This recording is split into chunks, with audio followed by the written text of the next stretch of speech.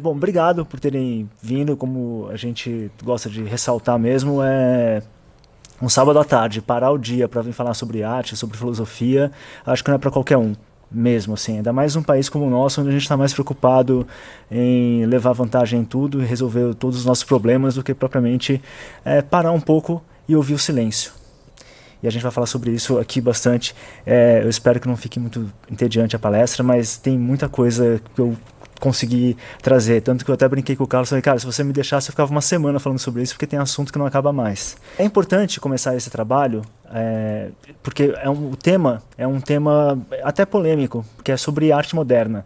E arte moderna com um pezinho na contemporânea. A gente vou falar um pouco sobre arte contemporânea também. E muitas vezes a gente hoje, ainda mais com o fluxo de informações que existem, a gente tem uma compreensão muito rasteira da arte moderna e quanto mais ainda da arte contemporânea.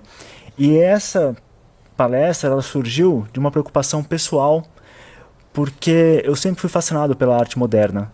Eu sempre gostei e muitos dos críticos que eu mais gosto, conservadores inclusive, falam muito mal da arte moderna. E tudo bem, eu ia lá, eu li esses caras, eu entendi o que eles estavam falando, mas quando eu me deparei a primeira vez, é uma história que eu conto sempre, quando a primeira vez que eu olhei um quadro do Pollock pessoalmente, um pintor abstrato americano, eu olhei para aquilo e eu fiquei fascinado, eu fiquei em estado de contemplação com aquilo. E eu falava, não, tem alguma coisa errada nesse discurso, tem alguma coisa que não está encaixando. E essa preocupação vem com os anos me atormentando, do tipo, tem alguma coisa na arte moderna que é maior do que eu consigo enxergar e do que vejo esses críticos enxergarem. E justamente quando o Carlos me convidou para essa palestra, eu comecei a descobrir toda uma nova crítica de arte que ajuda a esclarecer esse tipo de coisa, e eu espero e passar um pouco isso para vocês hoje. Falando desses críticos, né? Acho que os principais críticos, e eu não tenho como começar essa palestra sem pontuar alguns deles, que é, por exemplo, o Chesterton, Paul Johnson, o Roger Scruton, Roger Kimball, tem o Hilton Kramer. Todos eles fazem análises precisas e certeiras, muitas vezes, sobre a arte moderna. E muitos críticos sobre a arte moderna. O Chesterton, por exemplo, ele desconfia tanto do realismo da arte como de um certo estoicismo pessimista que permeia ela, e especialmente de um subjetivismo que existe na arte moderna. Ele acha que tudo isso termina revelando apenas um niilismo. O Paul Johnson tem um livro chamado Art: A New History, onde o principal foco dele é na evolução técnica da arte, a sua superação, na verdade, a evolução técnica de movimentos artísticos, a superação desses movimentos, a decadência desses movimentos e assim vai sucessivamente. Quando ele chega na arte moderna, o que ele vai dizer? Aqui já não tem mais superação técnica nenhuma, tem na verdade um rebaixamento técnico, então não presta. Essa é a principal crítica do Paul Johnson. O Roger Scruton, que é mais conhecido hoje em dia porque ele está sendo muito divulgado, a principal questão dele é uma questão quase que esteticista. Ele considera que a arte moderna ela não tem beleza. Ele não enxerga beleza. E para o Scruton, Deus se mostra justamente através da beleza. E como a arte moderna não tem beleza, então Deus não estaria presente nela. Obviamente, isso aqui são impressões das opiniões deles. Todos eles têm muito mais a dizer. Mas é só para pontuar que eu estou ciente da crítica conservadora da arte moderna. E eu vou contra ela, na verdade. E todas essas questões, como eu falei, elas de certa forma, todas essas ponderações desses autores não me satisfaziam. Como eu falei, continuo dizendo, quando eu me deparei com o quadro do Pollock, todas essas argumentações racionais ruíram. Que eu olhei e falei assim, eles não estão entendendo nada, mas eu também não estou entendendo, então eu quero entender, então foi daqui que eu comecei. E aí colocando as minhas questões com relação à arte moderna. Será que a arte moderna mesmo é só subjetivismo? Será que nada de verdadeiro dela chega até a gente? Em que ponto Deus parou de falar com os artistas? Em que ponto Deus foi colocado de lado na arte moderna? Ou de forma ainda mais modernista, para colocar o tema, não tem nada de sublime para o artista expressar? São só questões sociais e políticas? Ou pior ainda, o que acontece hoje em dia, são só questões de gênero, ou de ambientalismo, ou de denúncia do capitalismo? É só isso que resta para o artista expressar. E o ponto mais importante, que aí ligando ao que o Rato falou, diante da sacralização da política, ou pior, daquilo que é puramente social, que começa na Revolução Francesa, segue-se automaticamente a dessacralização da arte, aí uma confissão. Diante dessas todas essas questões, para mim, tudo que esses grandes críticos dizem é nada mais do que um mais um é igual a 2. Só que, como diz um artista plástico chamado Makoto Fujimura, na arte, 1 mais 1 não necessariamente é igual a 2. E a gente vai chegar lá. Essas perguntas e um profundo interesse pessoal em relação à arte moderna, em relação a tudo aquilo que envolve a arte moderna, que é a cultura pop, a própria cultura de massas, tudo, me levaram a procurar outros autores.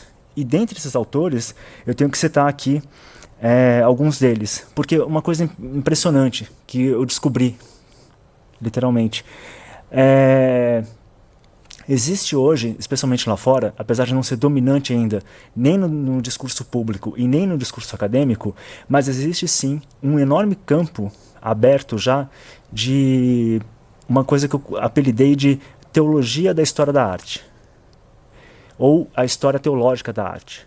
Isso é, são acadêmicos, críticos de arte, pesquisadores que estão tentando entender a história da arte através de um viés teológico.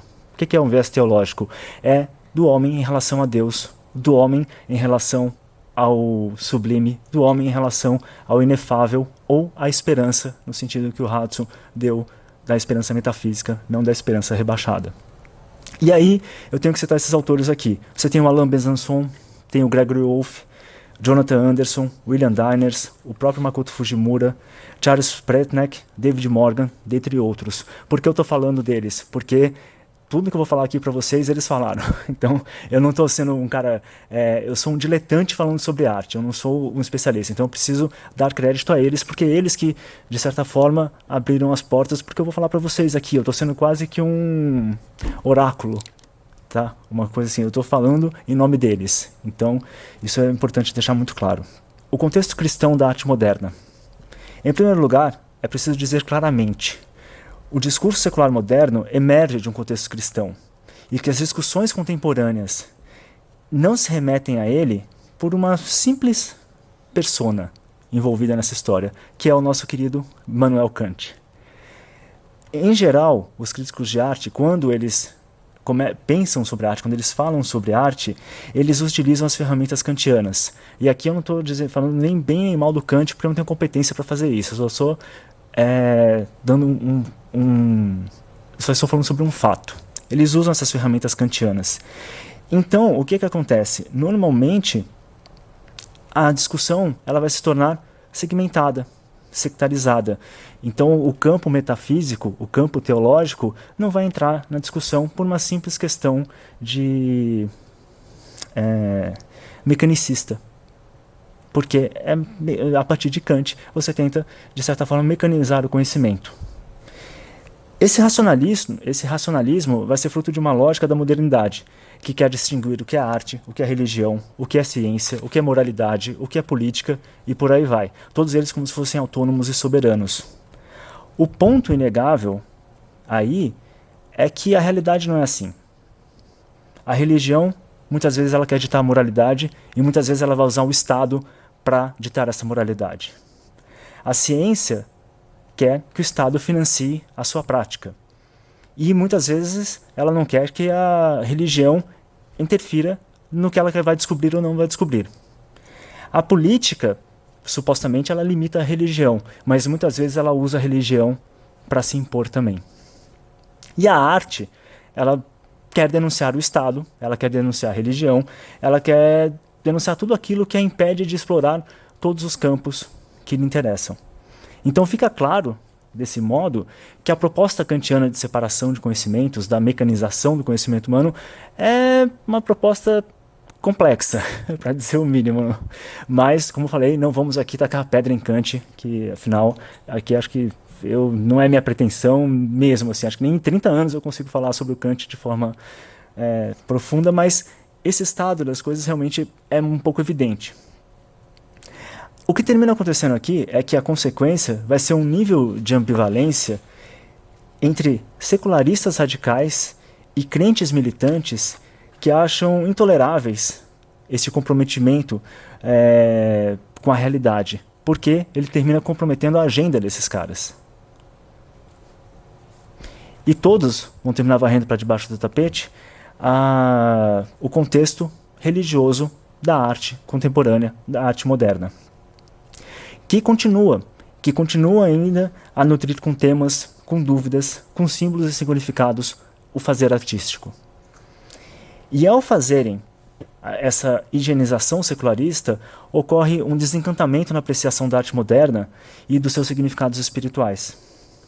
Precisamos aqui, então, agora fazer uma coisa importante, que é separar duas coisas. O que é a arte moderna e o que é a era moderna. Que também é uma confusão que normalmente as pessoas fazem, de achar que a arte moderna ela representa a era moderna.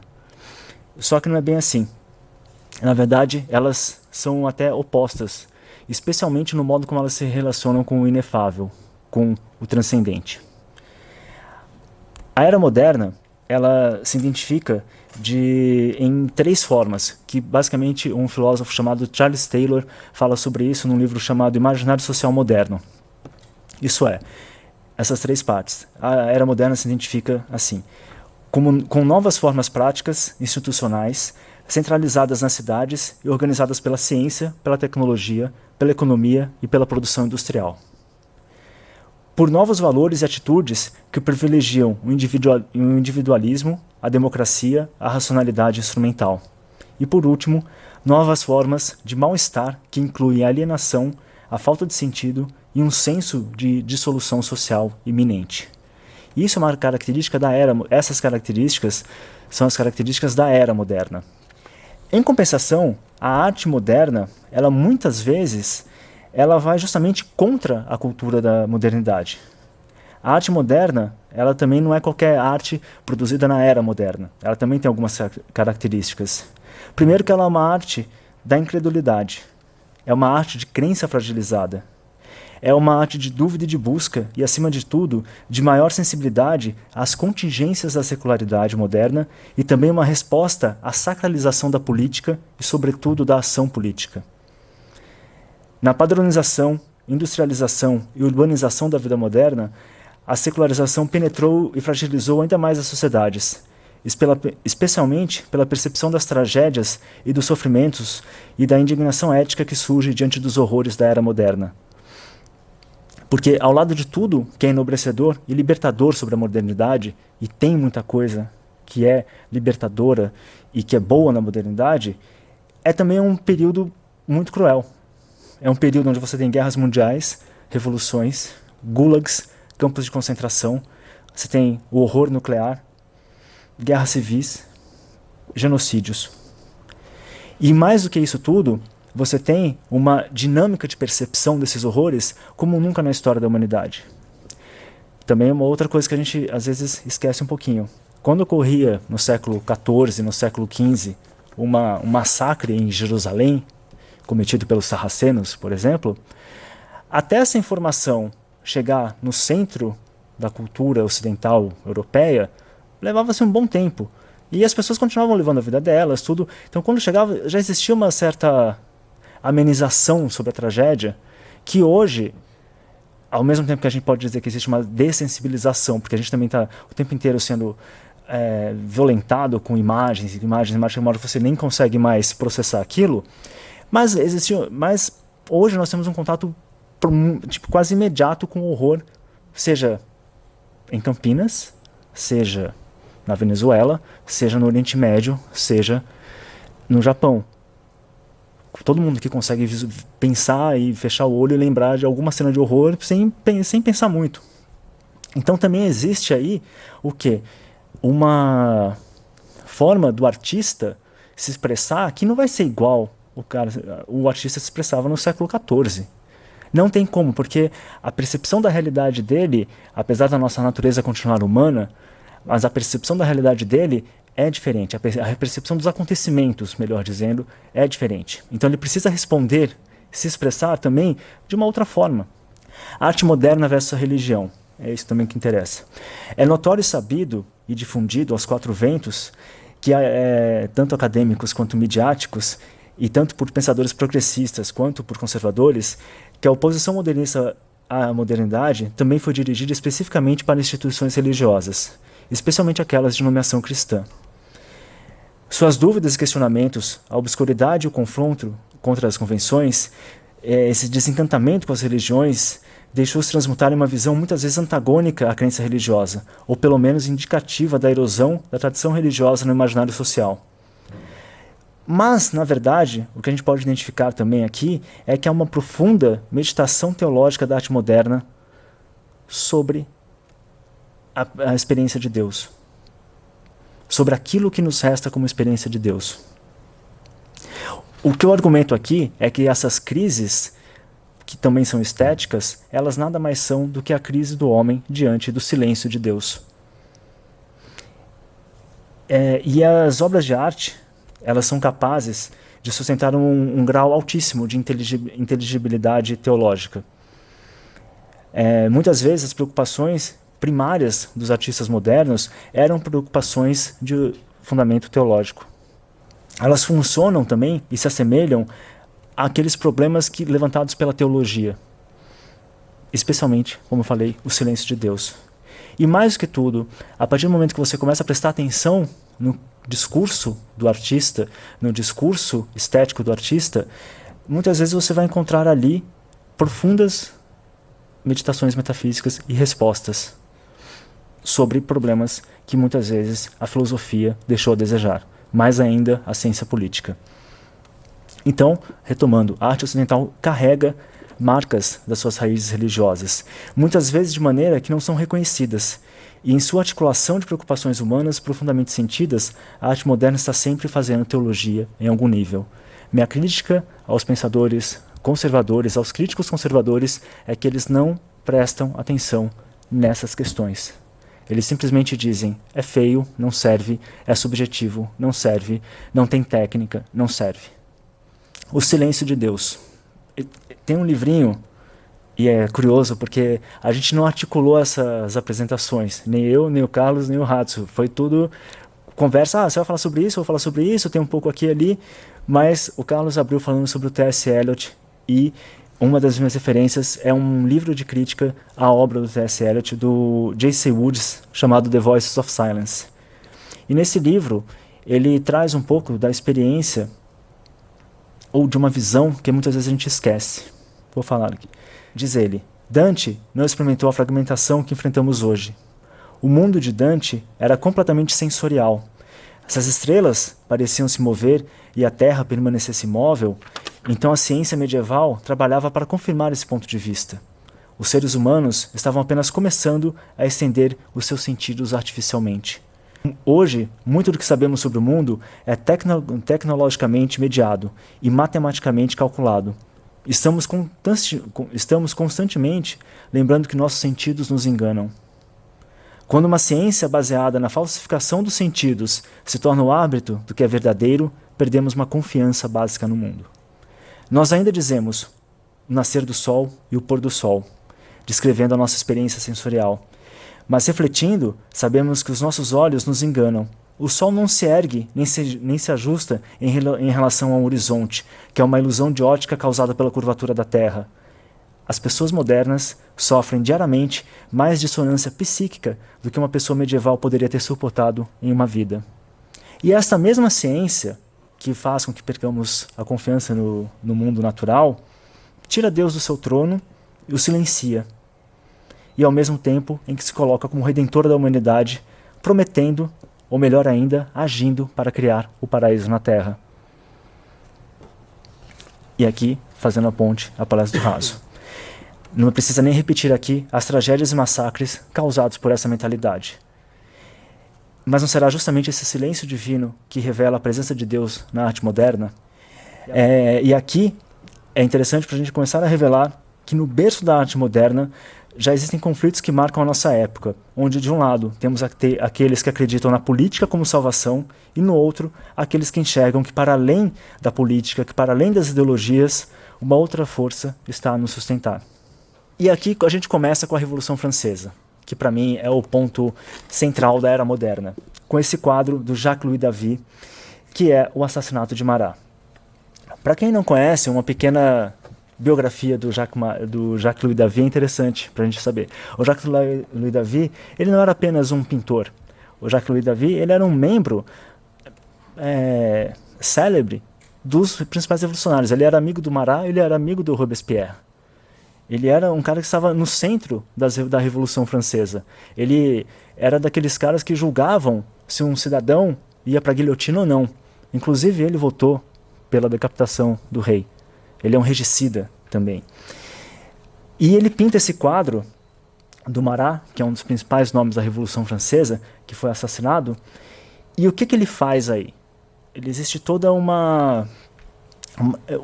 um quadro tecnicamente perfeito. Especialmente porque ele pega tudo aquilo da tradição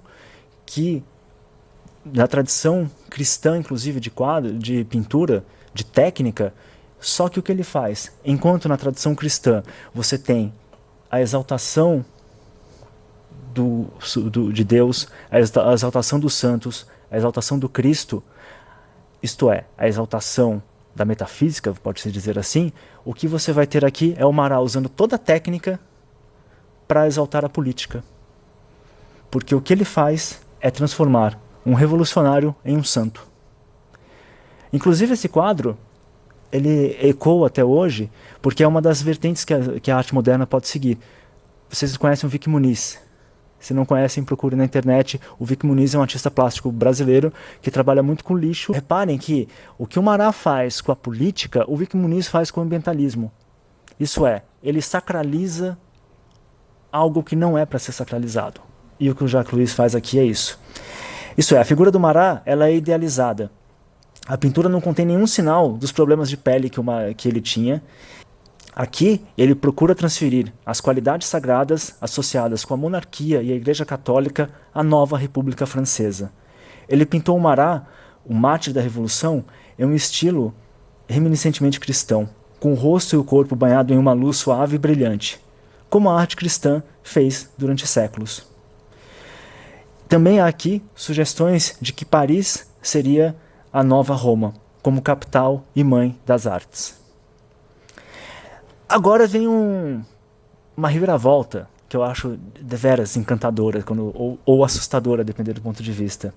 O mesmo Jacques-Louis David, revolucionário, que condenou cidadãos à guilhotina, que pregava igualdade, liberdade e fraternidade, que mandou decapitar um rei, pinta esse quadro. Pior, ele se torna o pintor oficial de Napoleão Bonaparte. Isso é, ele destrói a monarquia francesa em prol de uma esperança política, que é a revolução. Depois que passa o furor revolucionário, dá tudo errado, aquela coisa, você tem Napoleão e ele se coloca à disposição do imperador e pinta esse quadro com toda a sua simbologia envolvida. Primeiro, que é o Napoleão se autocoroando.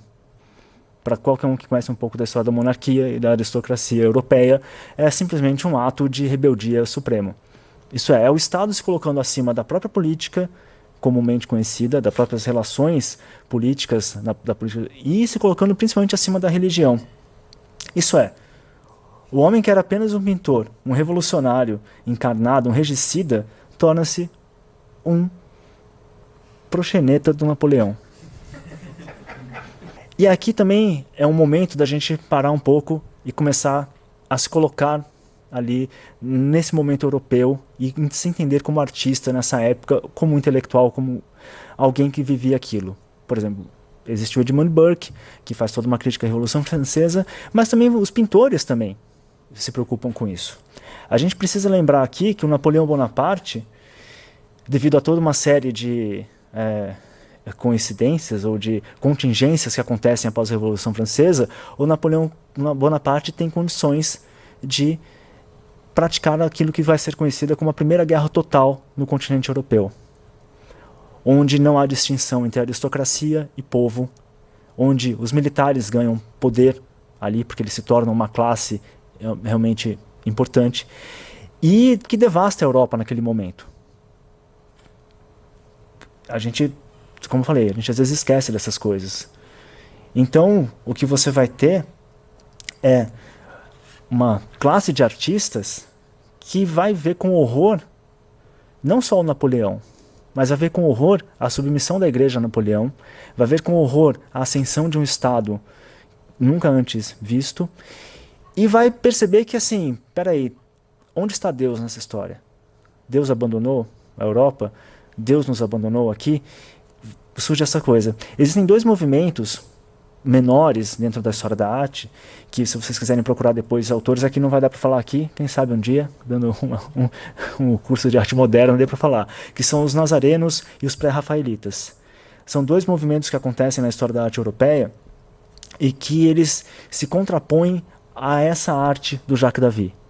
Porque assim, o Jacques Davy é um exemplo, mas existem outros pintores que se submetem a esse tipo de ideia. Não só pintores, o próprio Beethoven compôs uma sonata, Ratz? Concerto número 5 para piano. Pronto, um concerto número 5 para piano que era em homenagem ao Napoleão. Depois ele rasga, depois que ele percebe o horror que ele está fazendo, ele muda tudo e não chamava o concerto do imperador, né? E ele percebe o horror que é Napoleão Bonaparte, mas isso está espraerado pela cultura europeia. Mas existem aqueles pintores que vão se contrapor a isso e vão inaugurar o que a gente considera agora a arte moderna. O primeiro deles vai ser o Caspar David Friedrich, com esse quadro chamado Monge ao Mar. E eu quero que vocês prestem muita atenção nesse quadro, porque esse quadro ele já representa... Você tem nesse quadro já tudo o que vai ser a arte moderna do final do século XIX, começo do século XX. Aqui você tem um monge caputinho, que está apequenado pelas extensões de terra, mar e céu. A posição dele na tela coincide com o ponto mais alto da forma da praia e o ponto mais baixo do céu visível. A forma do mar é espelhada na mais escura faixa de neblina que se assenta no horizonte, e ambas as bandas estão em seu estreito, onde o minúsculo monge fica à beira-mar, assim empurrando toda a pressão visual na imagem em direção à diferença extremamente carregada entre o topo da cabeça do monge e o horizonte para o qual ele olha. Além do horizonte, forma-se uma linha nítida e ininterrupta em toda a tela, criando uma provocativa ambiguidade espacial que antecipou a pintura modernista. Esta linha de horizonte simultaneamente corre para nós, como uma divisão geométrica plana na superfície da pintura, paralela às bordas superiores e inferiores, e se precipita infinitamente longe de nós, como o limite mais distante e o ponto de fuga de nossa visão, onde a curvatura da Terra puxa o aparente e interminável mar. Essa pintura vai defender, então, uma fé castigada pela radical humildade do conhecimento oposto ao racionalismo confiante do iluminismo, e reconhece insistentemente, em primeiro plano, as limitações da compreensão humana. O mais importante aqui, o Friedrich está interessado em marcar um limite que é impenetrável, que é além do nosso conhecimento, e que é indescritível e que é impensável. Na pintura, esse limite é mais profundamente marcado não pela costa ou pelas extensões do mar, ou até mesmo do céu, mas pelo horizonte de onde surgem esses reinos e para o qual eles retrocedem. A própria possibilidade de um horizonte significa o começo da percepção, além do qual só podemos fazer gestos de fé. Para o que é invisível, o impronunciável e impensável. Uma santa conjunção. Na verdade, a humildade penitente de um monge é precisamente a postura de que tais coisas poderiam ser abordadas. E aí, eu vou dar um salto no tempo e vou levar vocês para 1956, para esse quadro do Mark Rothko. Esse quadro do Mark Rothko é totalmente inspirado no quadro do Friedrich. A crise permanece, a dúvida metafísica permanece, ela atravessa séculos. Mas vamos voltar um tempo, de novo. Essa pintura, novamente, do Friedrich, foi pintada como um complemento ao Monge ao Mar. Elas eram expostas juntas. As duas telas elas têm o mesmo tamanho e foram exibidas como um par em 1810.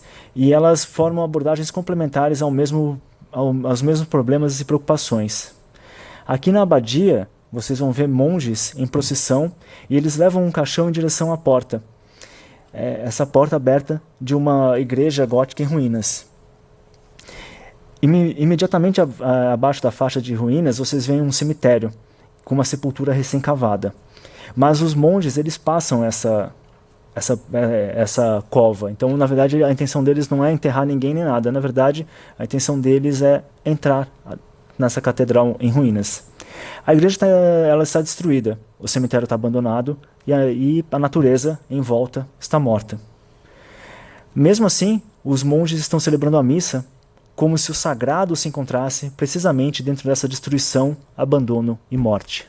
Essa decrépita estrutura foi construída para celebrar a glória de Deus, mas agora é um naufrágio, desfeito pela inércia dos séculos de transformação social e natural entropia.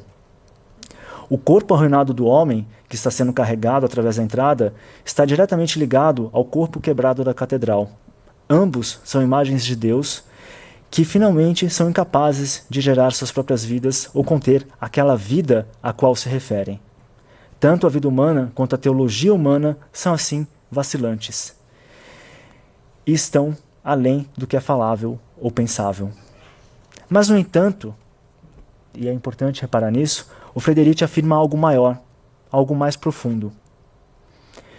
O monumento gótico, agora uma ruína irregular, está perfeitamente centrado e é exibido como se recordasse para nós a sua simetria original. A simetria da tela, as bordas retas, o formato retangular e a linha mediana recuperam a ordem da catedral dentro da dissolução. Então essa catedral ela é simultaneamente uma ruína, pela passagem do tempo, e ao mesmo tempo uma realidade supratemporal, pela qual ela é eterna. Considerando que a primeira tela, Monge ao Mar, empurra aquele que busca Deus para a beira do abismo, a abadia o empurra para a beira da morte. E em ambas as estruturas, as estruturas rituais e religiosas são desvelados pelo que está além, pela incontornável presença. A intuição se torna presente. Essa aqui é a Torre Velha do cemitério de Neuenen, do Vincent van Gogh. Em 26 de março de 1885, o pai do Vincent van Gogh ele morre decorrente de um derrame cerebral. O funeral ocorre em 30 de março, o aniversário de Vincent, de 32 anos. E o corpo foi enterrado na seção protestante desse cemitério. Por essa altura, a antiga torre tinha sido agendada para demolição, que foi realizada nos meses seguintes à morte do pai de Van Gogh. No final de maio de 85, o campanário de madeira havia sido desmantelado, e Vincent volta a pintar a torre nesse estado arruinado que nós vemos aqui. A estrutura de tijolos em ruínas permanece aberta ao céu, sem qualquer proclamação ascendente de um campanário, uma ausência enfatizada pelo corte apertado perto do topo da torre. O céu está pesado com nuvens e um punhado de corvos negros circula acima. Os corvos, em geral, no Van Gogh, têm uma representação de momento mori, de relembrar a morte o tempo inteiro, de lembrar a morte naquilo ali. A primavera chega ao campo holandês. Flores de várias cores florescem em torno da base das torres, e, no entanto, a esperança cristã de ressurreição, que a torre inferior simboliza, parece distante, como sempre. A torre e a abadia, elas pertencem ao mesmo fundo teológico, isto é, a morte humana em estreita proximidade com as estruturas historicamente frágeis do ritual religioso e da doutrina. A passagem de vidas humanas é, assim, aculpada e problematizada pela passagem de normas religiosas, e as próprias normas, que há séculos são uma fonte vital de significado e esperança diante da morte. Ambas revelam em seus quadros aquilo que existe para além da realidade e dos limites do conhecimento humano. Isso está o tempo inteiro. O Jackson Pollock, quem eu citei aqui, ele vai pintar, eu não trouxe a imagem, mas ele tem um quadro chamado Catedral. Isto é, a preocupação com a fé, a preocupação teológica permanece. É essa história teológica que vai se revelando a nós. Mas assim, aqui você percebe um Van Gogh atormentado pela morte do pai, desesperançoso, realmente oprimido com aquilo. Mas o Van Gogh, junto para mim com o Paul Gauguin, ele não é apenas um pintor, da mesma forma que o Jacques Davy. Só que diferente do Jacques Davy, o Van Gogh e o Gauguin, para mim, eles são profetas. São profetas de um tempo que vai se surgir. Mas um pouco antes disso, é importante ver este quadro do Van Gogh, O Noite Estrelada. Um dos quadros mais conhecidos dele. E se vocês repararem no quadro, você vai ter uma igrejinha no centro desse quadro, ali, e a pequena comunidade. É um quadro escatológico, inclusive. Isso é, que prenuncia um momento escatológico da história, que prenuncia o momento escatológico da vida humana. Você percebe isso pela própria tempestade no céu que acontece. Pode ser uma tempestade real, pode ser uma tempestade psicológica, pode ser uma tempestade espiritual. Mas existe uma tempestade, uma tensão no céu que, de certa forma, encanta e oprime essas pequenas pessoas que vivem nessas casas e que têm, nessa pequena igreja, de repente, um símbolo de esperança. Mas, ao mesmo tempo, Van Gogh pinta essa árvore que se ergue quase como se fosse uma chama negra em direção ao céu. Com isso, o Van Gogh, para mim, como eu falei, para mim ele é um profeta, não só um pintor. Eu acho que eu enxergo ele como um profeta bíblico, de certa forma. Ele percebe esse momento da história de convergência catastrófica que vai surgir pouco mais de 20 anos depois. Porque ele pinta esse quadro em 1889, 1890. Se você pensar que 10 anos depois estamos em 1900 e 10 anos depois você tem a Primeira Guerra Mundial, não tem como não imaginar que, de alguma forma, o Van Gogh enxerga essa grande catástrofe que se abate sobre a consciência humana no século XX. De qualquer forma, em todas essas pinturas, você percebe uma preocupação com a metafísica, uma preocupação com a condição humana diante de Deus, uma preocupação da ausência ou da perda de significado do cristianismo na Europa. Mais do que isso, esteticamente, você percebe que são obras ousadas, são obras que impactam nossa visão, que não devem nada ao classicismo, digamos assim. É lógico que devem, mas que não se reportam de forma submissa ao classicismo. E tem toda uma metafísica aí. Aí, o que acontece? Aí é que é interessante você perceber qual outro caminho que a arte moderna poderia ter tomado. E qual o outro caminho que a história da humanidade poderia ter tomado com esse quadro. E aí eu quero a opinião de vocês sobre esse quadro. É bonito, é feio, comparado com por exemplo, comparem esse quadro com esse quadro, ou com esse, melhor ainda. É uma catedral também, é uma instituição religiosa. Só que reparem que, por exemplo, as duas colunas que sobem, um amigo meu até chamou atenção para isso, são meio tortinhas, elas não estão numa perspectiva muito correta. E não tem nada de metafísico, é simplesmente uma cena cotidiana, mal pintada, para falar a verdade. E pintada por quem? O Hitler que pintou esse quadro.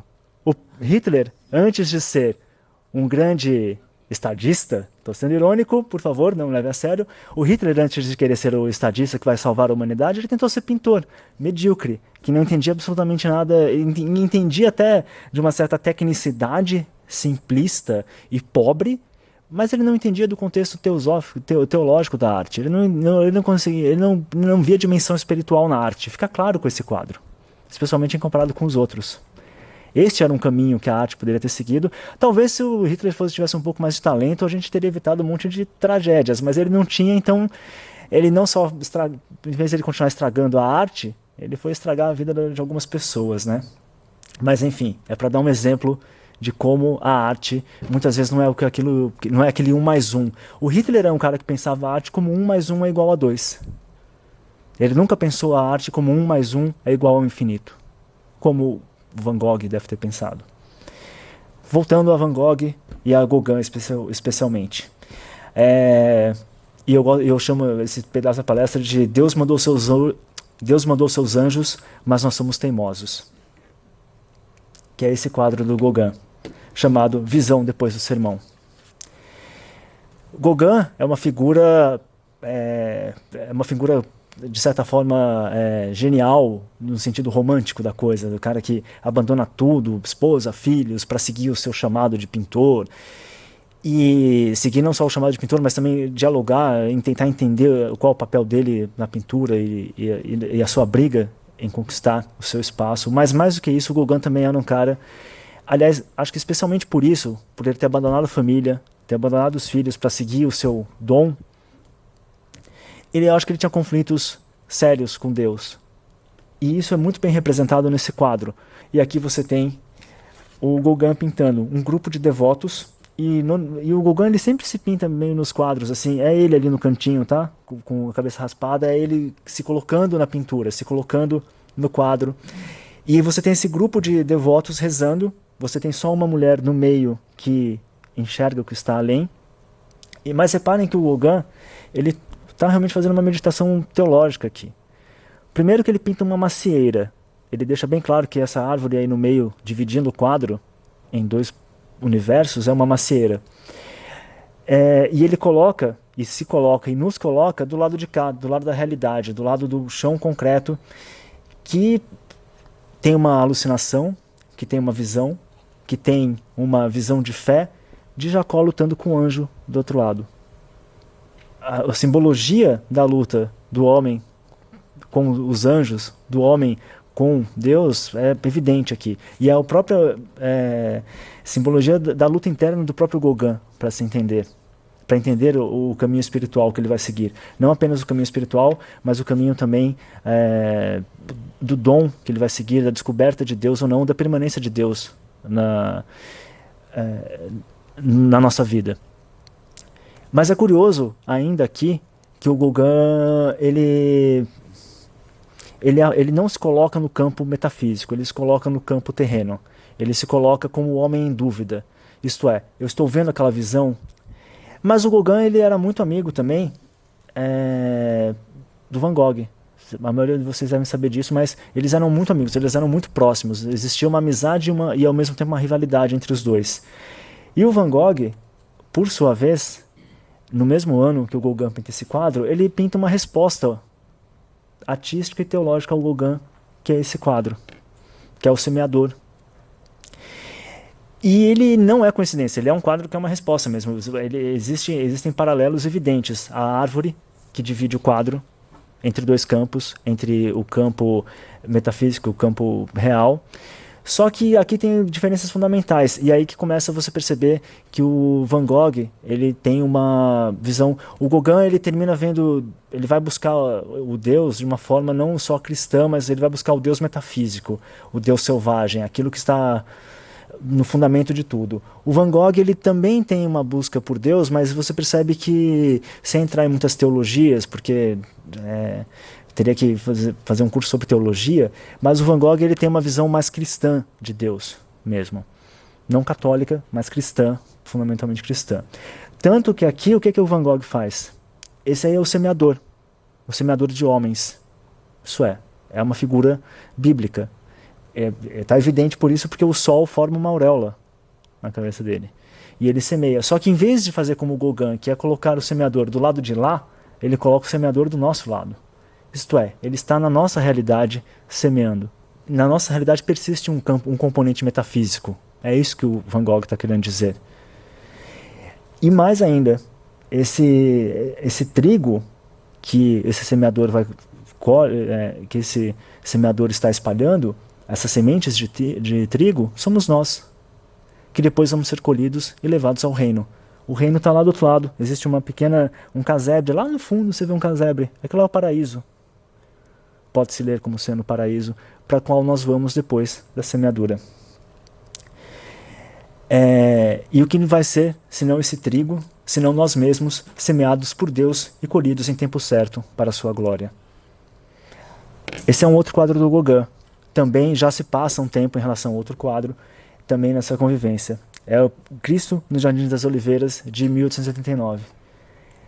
E o Gauguin, novamente, ele se pinta no quadro. Aliás, esse quadro tem uma história engraçada para a nossa história cultural brasileira, que a edição mais popular do livro do Olavo de Carvalho, O Jardim das Aflições, saiu com a capa, e era esse quadro na capa.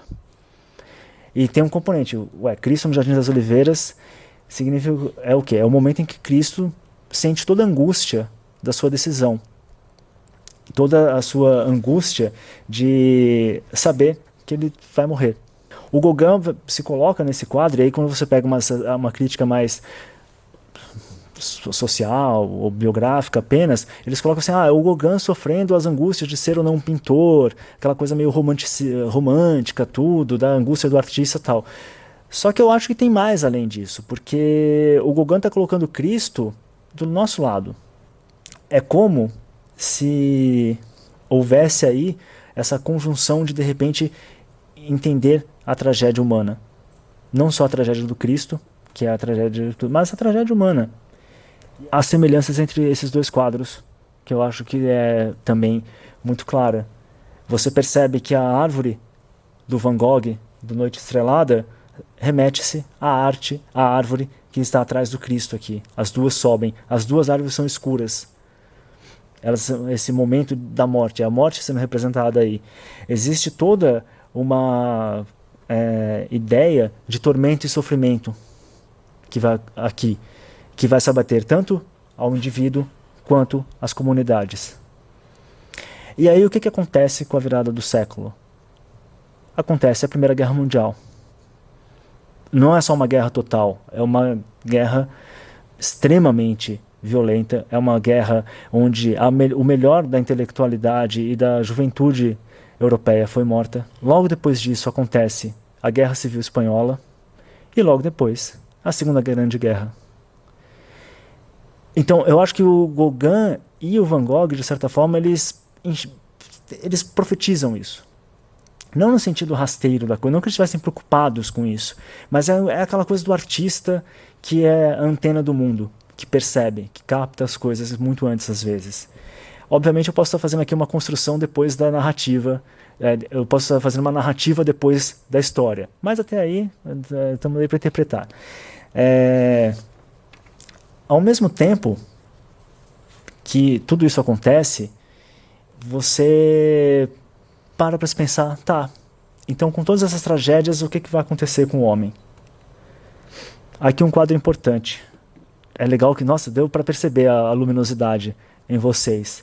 Esse quadro, chamado O Ceifeiro, é novamente a figura do semeador, só que agora transporta. Aquele que colheu, agora está ceifando. E ele está ali no... Dá para ver daí, né? Mas ele está ali no cantinho, ceifando o trigo, isto é Deus ceifando as nossas vidas. Mas percebam que o sol aqui é um sol que ilumina. Então é como se finalmente a morte tivesse conquistada. É um quadro escatológico, apocalíptico do Van Gogh, só que no bom sentido, naquela que espera a ação de Deus para iluminar a morte. E tá aí. Só que a gente está muito longe disso ainda, é só uma ideia. E agora uma brincadeira com vocês. Enquanto Van Gogh pintava os quadros dele, enquanto o Gauguin pintava os quadros, e você começa a ver todo o nascimento da arte moderna, e aí você começa a ver o cubismo, você começa a ver o dadaísmo aparecendo, a pintura expressionista. O que acontecia em dois países da Europa especificamente, União Soviética e na Alemanha nazista? A arte continuava. Esse tipo de arte. E mais esse tipo de arte. E esse. E esse. Isso aqui parece propaganda da Dove. Realmente eu acho. Isso aqui é um quadro alemão. Que você vê que plagia o classicismo, mas não significa nada. Esse tríptico também. Esse tríptico, o Hitler tinha uma mansão chamada Ninho da Águia, tudo. Esse tríptico ficava em cima da lareira. Pode reparar, se você olhar para esse quadro, você fala assim, mas é um quadro, sei lá, classicista. Pois é, aí você vê que a arte clássica pode ser um horror também. Porque é feio, é brega, não tem significado metafísico nenhum nesse quadro. E aqui você tem o Jacques Marat reencarnado. Só que aí você tem o Lenin. Esse quadro é bonito. Eu não botei o nome dos quadros aí porque eu achei... Não vou colocar, eu me recuso. O Hitler.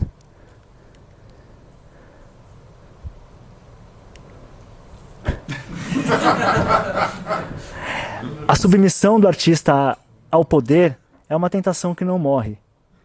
E aí você entende que existe mais ainda, a arte totalitária é kitsch, entendeu? É brega, é zoada, então eu fiz questão. Tudo isso vai dar nisso, tá?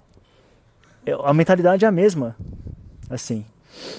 Eu vou voltar um pouquinho para os quadros aqui, só para vocês perceberem um pouco que aqui, por exemplo, isso aqui é um quadro do realismo soviético. Mas não tem nada de metafísico. O que esse quadro está falando é como o trabalho é bom, como o trabalho é saudável. Aqui também, são camponesas voltando do trabalho, de um dia de lida. Também é uma peça de propaganda. Não à toa, a arte totalitária ela se desenvolve especialmente nos pôsteres e cartazes, porque ela é basicamente propaganda. Isso aqui para mim é o cúmulo do horror, porque isso é uma coisa de a gente pensar, porque os nazistas eles entendiam a arte como um retorno ao clássico. O retorno ao clássico deles é esse negócio brega e semi-pornográfico. Eu prefiro pornografia de verdade, que pelo menos não tem enganação, e aí estão tentando te enganar. Isso aqui nem se fala. E toda essa arte estadista que é a mentira da mentira, né? Assim, é a submissão total do artista a...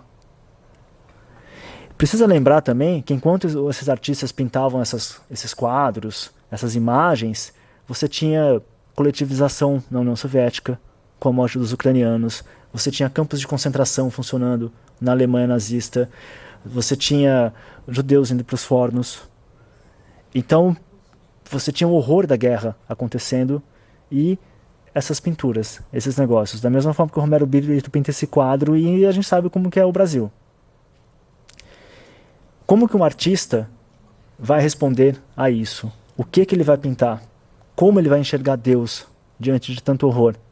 E aí eu peço a vocês que parem um segundo e relembrem os horrores da Primeira Guerra Mundial, da Segunda Guerra Mundial, da Guerra Civil Espanhola, e tentem imaginar o que é aquilo. Mas tentem imaginar a percepção real e daquilo falar como falar sobre isso. E aí você tem Paul Nash, Estamos Fazendo um Novo Mundo, de 1918. Paul Nash é um artista britânico e esse quadro o nome do quadro já diz mais do que eu posso dizer, assim. É o resultado das ideologias do século XX. O sol está frio, lembrando que o sol vai representar Deus, então está distante, está frio. O Paul Nash sente a devastação que a guerra causa, especialmente a Primeira Guerra Mundial ainda. E ele pinta esse quadro, que é novamente, compara esse quadro com os quadros do realismo soviético, você percebe que aqui você tem uma metafísica do horror, uma metafísica da tragédia aparecendo. É um Nash perguntando, é isso que estamos fazendo? Criar um novo mundo é isso? E aí, o outro quadro do Nash que eu adoro, que é esse aqui, que é o Mar de Inverno, que remete novamente ao quadro do Frederic. Só que aqui você percebe que é um mar mais... Ao mesmo tempo que existe uma certa placidez aqui, você tem a lua ao fundo, lá em cima, quase pálida e sumida, mas você não tem um monge, nada. Você tem simplesmente a vastidão. É como se o Nash tivesse, ao mesmo tempo que, de certa forma, se tranquilizando diante dessa imensidão, ao mesmo tempo perguntando e respostas. E Deus, onde está? Por que Deus silenciou? Temos a guerra, temos os horrores. Como que você pinta a guerra?